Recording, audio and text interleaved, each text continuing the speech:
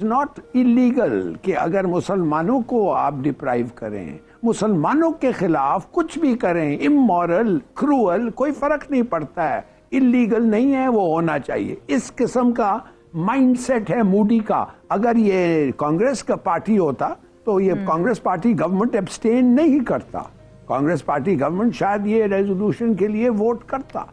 जय हिंद दोस्तों, मैं महेंद्र शर्मा स्वागत करता हूं वन वर्ल्ड हिंदी में आपका। उम्मीद करता हूं आप खुश और स्वस्थ है। दोस्तों जब से भारत के फॉरेन मिनिस्टर जयशंकर जी ने ऑस्ट्रिया की न्यूज डिबेट में बैठ के जब से पाकिस्तान की लंका लगाई है, तब से पाकिस्तानी मीडिया ने एक मोर्चा सा संभाल लिया है कि भारत को कैसे बदनाम किया जाए और भारत के खिलाफ कैसे जहर उगला जाए। तो इन्होंने मोदी और कश्मीर को लेके जहर उगलना शुरू कर दिया। आज हिलाली और ओरियो इस डिबेट में सीधा सीधा जहर उगल रहे हैं भारत के खिलाफ और मोदी के खिलाफ, और बोल रहे हैं कि अगर भारत में कांग्रेस की सरकार होती तो कहीं ना कहीं फिलिस्तीन को तस्लीम करती और रिकॉग्नाइज करती और इजराइल को रिकॉग्नाइज कभी नहीं करती, क्योंकि कहीं ना कहीं ये जो एक जो मानसिकता है इनकी कि मुस्लिम भारत में बहुत ज़्यादा दुखी है, जबकि इनको ये नहीं पता है कि भारत में जितने भी मुस्लिम हैं उनका अगर इकोनॉमिकली ग्रोथ के हिसाब से कंपैरिजन किया जाए पाकिस्तान के मुस्लिमों के साथ, तो वो कहीं भी आसपास भी नहीं भटकते हैं पाकिस्तानी मुस्लिम। तो कहीं ना कहीं इनको खुद के अपने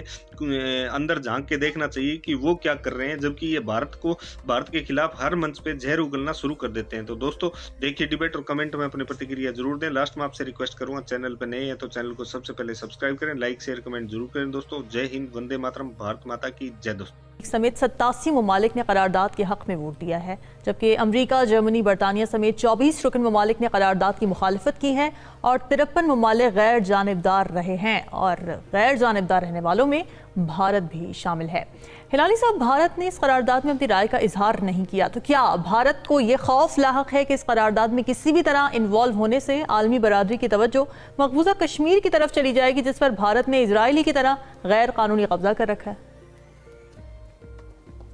जी हाँ, बिल्कुल, मगर उससे भी बदतर है। ये एक पॉलिटिकल गेम नहीं है, वो उन्होंने इसलिए किया कि वो समझते हैं कि एक अच्छी बात है। इट इज़ नॉट इलीगल कि अगर मुसलमानों को आप डिप्राइव करें, मुसलमानों के खिलाफ कुछ भी करें, इमोरल, क्रूअल, कोई फर्क नहीं पड़ता है, इलीगल नहीं है, वो होना चाहिए। इस किस्म का माइंडसेट है मोदी का। अगर ये कांग्रेस का पार्टी होता तो ये कांग्रेस पार्टी गवर्नमेंट एब्सटेन नहीं करता, कांग्रेस पार्टी गवर्नमेंट शायद ये रेजोल्यूशन के लिए वोट करता। मगर आप सोचिए सवाल क्या है? सवाल ये है कि ये इंटरनेशनल कोर्ट ऑफ जस्टिस को पूछा जा रहा है कि ये इलीगल ऑक्यूपेशन जो है, ये इलीगल ऑक्यूपेशन, क्या ये गलत है?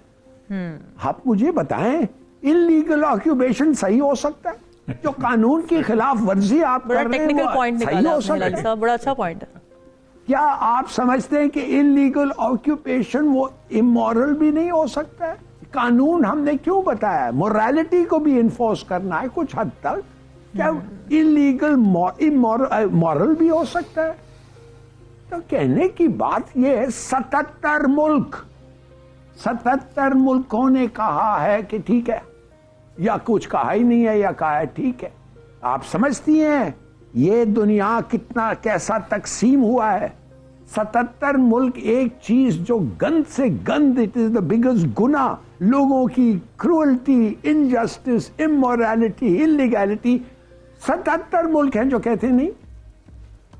तो ये मैं आपको बताना चाहता हूं कि ये जो जंग है इनके खिलाफ, अगेंस्ट ईवल, ये बहुत बड़ा जंग है, बड़ा लंबा जंग होगा ये। और मुसलमान होना इस जंग में, तो इसका मतलब है ऑटोमेटिकली आपके दुश्मन वो होते हैं, वो ऑटोमेटिक है। वो doesn't matter what you do. वो 12 साल के लड़के को आप स्ट्रैंगल कर दें, सफोकेट कर दें, मार दें, कुछ नहीं होता आपको। इस अमेरिका लीड कर रहा है। ये जो लोग अमेरिका को जाके कहते हैं ना, अमेरिका अमेरिका अमेरिका, मैं उनसे पूछना चाहता हूं, खून है उसके हाथ पे भाई। तुम जाते हो ऐसे मुल्कों के साथ जो मोदी को सपोर्ट करते हैं, जो कंडेम करते हैं और फिर उसको सपोर्ट करते हैं, जो उसको झप्पियां डालते हैं बताने के लिए कि वी अप्रूव। ये बुचर ऑफ गुजरात हम अप्रूव करते हैं इसको। पाकिस्तान तो मत समझो हम तुम्हारे साथ कभी हो सकते हैं, जो तुम्हारे और तुम्हारे मुसलमानों को कत्ल करता है हम उसको अप्रूव करते हैं। ये है सिचुएशन। और ये सब क्यों अप्रूव करते हैं मोदी के इक़दामात को? देखें, इसमें लीडिंग जो है दो हैं, यूनाइटेड किंगडम और जर्मनी। 1916 में एक बाल्फोर डेक्लेरेशन था। बाल्फोर थे फॉरेन मिनिस्टर बरतानिया का। उसने एक डेक्लेरेशन दिया था, रॉथशील्ड फैमिली थी बहुत बड़ी ज्यूज की। अच्छा। उसको कहा था कि all the Jews living in any part of the world are to be considered as one nation and they have their right to go back to the promised land Palestine. और 1919 के अंदर वहां जाके आबादियां शुरू की गई थी, क्योंकि ये ब्रिटिश प्रोटेक्टेड हो गया था ये इलाका जो था। ये फर्स्ट वर्ल्ड वॉर के बाद इनके पास आ गया। इन्होंने उनको आबाद किया। कायद-ए-आज़म का बहुत जबरदस्त फिक्र है कि Israel is an illegitimate child of the Europe. ये उसका नाजायज बच्चा है यूरोप का, जो उन्होंने जहां तख्लीक किया है। इसीलिए वहां पर जुल्म करते हैं और उन्होंने बकायदा उसको अलाउ किया है। आप खुद सोच सकते हैं कि 60 लोग आए थे टोटल रॉथशील्ड के साथ तल अबीब की जगह पे। तल अबीब कहते हैं एक ऐसी टीले को, रेत का, जिसके नीचे पानी हो। वहां उन्होंने शहर आबाद किया था 1911 या 11 में मेरा ख्याल है। हाँ, 12 में तो आबाद हो गया था, 11 में वो आए थे। और उसके बाद से लेके 48 तक लोग आते रहे, असला लाते रहे, सब कुछ करते रहे। और 14 मई 1948 को उनका डेक्लेरेशन जो है फेमस जो है उसका इसराइल का हो गया, दुनिया भर ने तस्लीम किया। ठीक है। इसराइल ने अपना एटमी प्रोग्राम कंटिन्यू किया। उन्होंने कोई बात नहीं की, सैमरर्च की स्टोरी आती नहीं, कुछ नहीं कहा गया। मैं साबरार शतीला के कैंप्स जो हैं उनमें बैरूत में किया हूं। अच्छा। आप सोच सकते हैं कि 70 साल का बूढ़ा जो है फलस्तीनी, जो शायद एक दिन का होगा या 2 दिन का, 1948 में जब वो वहां से निकाला गया था अपने बाप के साथ, अपने दादा के साथ या अपनी माँ के साथ, उसको कोई होप नहीं कि वो मजीद 70 साल भी जिंदा रहेगा तो अपने वतन की शक्ल देख सकेगा। कौन कौन सी जगह पे वो लोग नहीं गए। और फिर मैसेकर जो हुआ है साबरार शतीला का, कि आप खुद सोचें कि एरियल शरोन जो है वो पूरे का पूरा बॉर्डर क्रॉस करते हुए, बैरूत क्रॉस करते हुए वहां पर आके उसने कैंप लगाया। और कैंप लगाने के बाद उनके अंदर बॉम्बिंग की और हंसते खेलते बच्चों को और औरतों को उसने कत्ल कर दिया। किसी को कोई बोला? कोई नहीं बोला। किसी तौर पर कोई गुफ्तगू नहीं हुई। पूरी दुनिया के अंदर वो लोग कहते हैं कि रिटेलिएशन जो है उसकी होती है, तो क्यों नहीं होगी? पहली बात यह है कि सिर्फ हमने आप साहब ने अमेरिका की बात की है। अमेरिका को मुसलमानों के साथ जालिम थोड़ा है। आपने 11 साल वियतनामी मारे, वो मुसलमान तो नहीं थे।